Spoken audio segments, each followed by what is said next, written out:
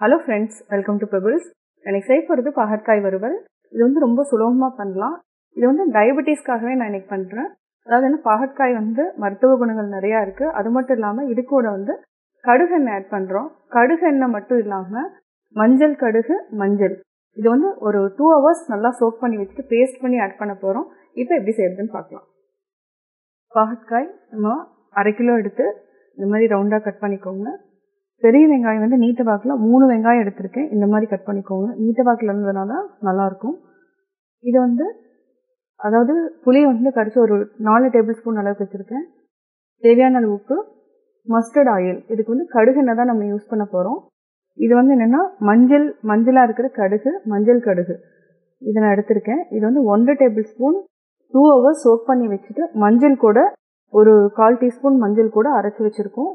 இது வந்து என்னென்னா டயபெட்டிஸ்க்கு வந்து ரொம்ப நல்லது. இது வந்து ஸ்பெஷலாக நான் பண்ணுறதே டயபெட்டிஸ்க்காக தான். இப்போ எப்படி செய்யறதுன்னு பார்க்கலாம். ஃபஸ்ட் நம்ம கடாய் வச்சுக்கலாம். இதுக்கு வந்து கடுகு எண்ணெய் தான் நான் ஆட் பண்ண போகிறேன். வந்து 2 டேபிள் ஸ்பூன் அளவுக்கு நான் ஆட் பண்ணியிருக்கேன்.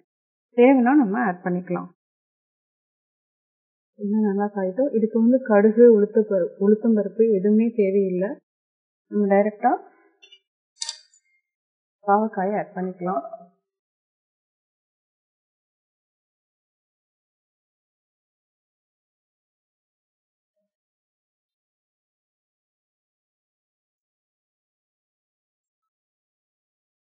இது வந்து 1 நிமிஷம் வரைக்கும் நம்ம நல்லா வதக்கிக்கலாம். ஆயில் வந்து பாகக்காயில் நல்லா மிக்ஸ் ஆகிற வரைக்கும் வதக்கிட்டு நம்ம வெங்காயம் ஆட் பண்ணிக்கலாம்.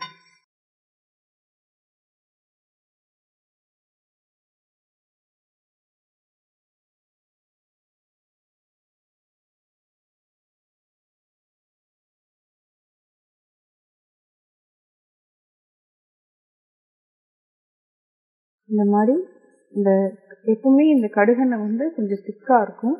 இப்போ பார்த்தீங்கன்னா தெரியும், நல்லா ஆயில் வந்து பாகக்காய் கூட நல்லா மிக்ஸ் ஆகுது. அதனால இதே மாதிரி விரட்டி விடுங்க.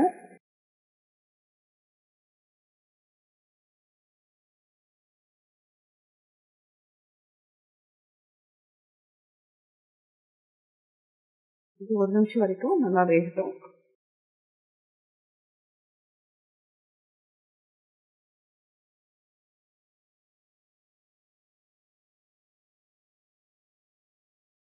நல்லா மிக்ஸ் பண்ணிட்டோம். இதுலேயும் லைட்டாக தண்ணி விடும். இப்போ வந்து ஆனியன் ஆட் பண்ணிக்கலாம்.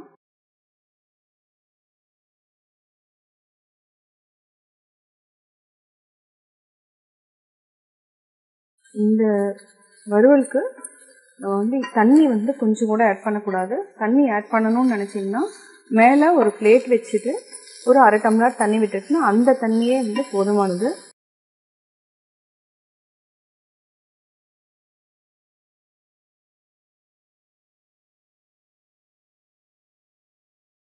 பார்த்தீங்கன்னா நல்லா தண்ணி விடும்.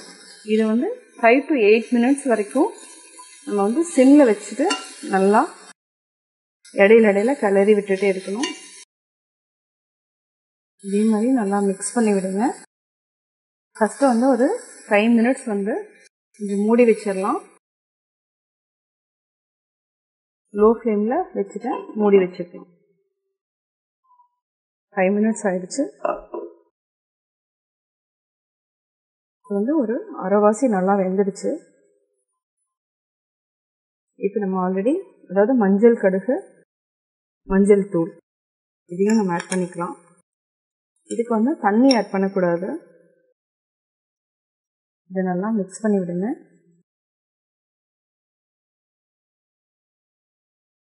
இன்னும் ஒரு 1/2 டேபிள் ஸ்பூன் அளவுக்கு நான் கடுகு எண்ணெய் ஆட் பண்ணுறேன். கொஞ்சமாக ட்ரை ஆகணும்.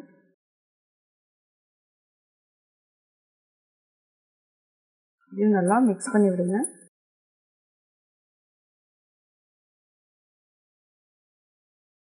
உப்பு வந்து இதில் கடைசியில் தான் போடணும். உப்பு வந்து கடைசியில் போட்டுக்கலாம். இதுக்கு தண்ணி ஊற்றக்கூடாது. அதுக்கு பதிலாக நம்ம ஒரு பிளேட் வச்சுக்கலாம். பிளேட் வச்சுட்டு மேலே வந்து ஒரு 3/4 டம்ளர் அளவுக்கு நம்ம தண்ணி விட்டுக்கலாம். இந்த தண்ணியே வந்து போதும். அதாவது பாகக்காய் வந்து நல்லா வெந்துடும். இப்போ நம்ம செக் பண்ணி பார்க்கலாம். இடையில எடுத்து நிறைய டைம் கிளறி விட்டுருக்கேன். நல்லா பாவக்காய் சுருங்கிடுச்சு. இது வந்து ஹை ஃப்ளேமில் வைக்காம நம்ம லோ ஃப்ளேம்லேயே வச்சு தான் நான் வேக வச்சுருக்கேன். ஆல்ரெடி நம்ம வந்து புளி கரைச்சி வச்சுருக்கோம். இந்த தண்ணியை நம்ம ஆட் பண்ணிக்கலாம். இது வந்து 4 to 5 மினிட்ஸ் வந்து நல்லா வேகணும். நம்ம அடிஷ்னலாக இதுக்கு தண்ணி எதுவுமே ஊற்றல. இது வந்து நல்லா ட்ரை ஆனதுக்கப்புறம் நம்ம ஆஃப் பண்ணிக்கலாம். உப்பு போட்டதுக்கப்புறம் ஆஃப் பண்ணிக்கலாம்.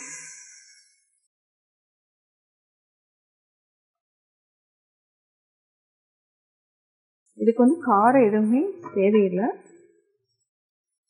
இது ஒரு 4 நிமிஷம் நல்லா மூடி வச்சிருங்க. நம்ம அதுக்கப்புறம் உப்பு போட்டுக்கலாம்.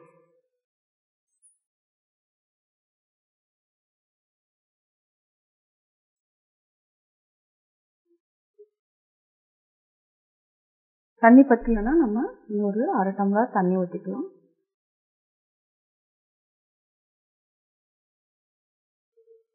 டைரெக்டாக நம்ம தண்ணி ஆட் பண்ணாமல் புளி தண்ணி மட்டும்தான் ஆட் பண்ணியிருக்கோம்.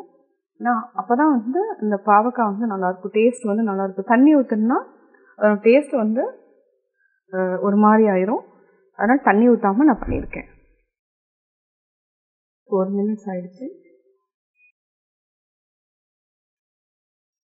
இப்போ நம்ம உப்பு ஆட் பண்ணிக்கலாம்.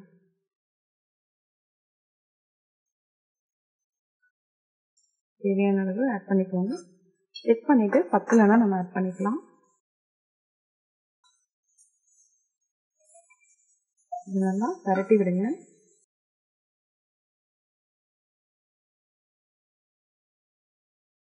நல்லா பரட்டி விட்டுருச்சு.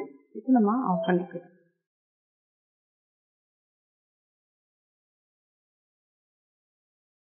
சுவையான பாவற்காய் வறுவல் ரெடி. நான் பாகற்காய் வறுவல் எப்படி செஞ்சேங்கிறத பார்த்தீங்கன்னா, கட்டாயம் உங்களுக்கு இந்த வீடியோ பிடிச்சிருக்கும்.